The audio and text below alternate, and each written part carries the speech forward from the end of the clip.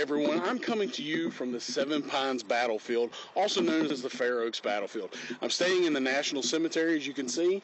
This is one of many national cemeteries around the United States, and a lot of these national cemeteries were established because of the American Civil War, with the amount of casualties.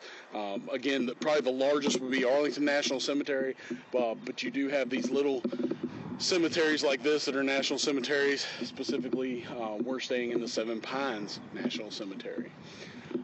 What's going to happen is there's going to be a 2-day battle fought here, May 31st through June 1st of 1862, and this is kind of this is the hinge battle between the Peninsula Campaign and what we would call the 7 Days Campaign, although really that campaign is just one big campaign. But this battle, if you were to split them, this would be your hinge.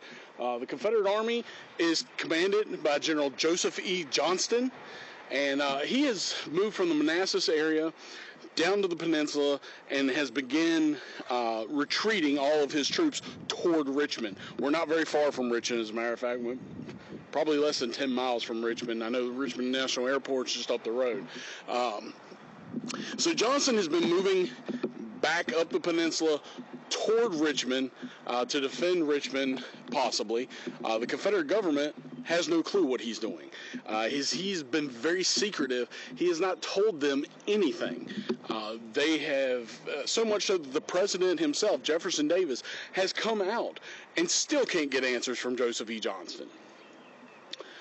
Military advisor Robert E. Lee, who has been instrumental in a lot of things going on here in 1862, albeit behind the scenes, is also frustrated as he can't get answers from Johnston. Now, he and Johnston were friends. They shared a relationship over the Revolutionary War where both their fathers fought to make this country, the United States.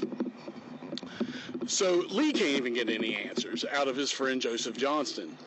Johnston being so secretive, his orders are just going to be jumbled. When he orders his attacks on May 31st, initially they are going to work. He is actually going to push the Federals back. But troops are going to get jumbled together. We're going to be on the wrong road. You have General James Longstreet's troops are going to be on the complete wrong road. There's just havoc happening all over the place to the point that everything's just going to bog down. The fight really should end there, except that the Confederates continue the fighting the next day. It's very broken the way they continue it. Up at Fair Oaks, General Joseph Johnston will be wounded on June 1st of 1862. That will be the part of the battle that is really more the Federal victory. After the wounding of Johnston, that's what makes this battle so important.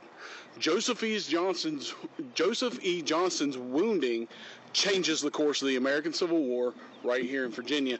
Really in 1862, as the Union Army is having very successful campaigns. Even though McClellan is moving slow up the peninsula, he's right here at Richmond. The reason it's so significant is that when Johnston is wounded, command will go to another man named Gustavus Smith. Gustavus Smith is one of the top three generals in Virginia. You have Lee, Johnston, and Smith. But Smith is going to freeze up. He's a good commander in a lot of ways, but as far as fighting, he's going to freeze up and not know what to do. And because of that, command will be given to General Robert E. Lee, again, military advisor to President Jefferson Davis. That's going to change things. Lee is not going to sit back and let McClellan dictate what the army is going to do. He's going to seize the initiative. And what that does is that ends the period of quick reconciliation. Even though we've had some major battles, the Federal Army is moving very well in the West, winning out there. You've got McClellan here at Richmond. Lee is going to be aggressive, and his counterstrokes, which will become what's known as the 7 Days, are going to push McClellan back. Had McClellan been able to take Richmond, say Johnston retreated, which is what the Confederate government thought he might do, give up Richmond. Had he done that, then the possibility of reconciliation with really no consequences is very high at that point. Matter of fact, that was one of McClellan's plans, is to just, let's win the war, let's get it over with, everybody go back to being happy. Doesn't quite happen that way. Johnston's wounding enables the Confederate Army to now take the initiative and go on the offensive. And we'll see that in a series of battles from the end of June all the way into July of 1862. And then the Confederates will really not release that initiative until 1864 here in Virginia. So if you get a chance to come out, definitely do so. There's not a lot here anymore as it's been developed, this whole battlefield. There are a lot of historic markers and signs, some Civil War trail signs, a lot of Virginia highway markers. Obviously come here to the cemetery and just see the men that gave their lives here on this battlefield. It's an awe-inspiring experience, and I encourage you to come out to Seven Pines, kind of the hinge between the peninsula and the 7 days.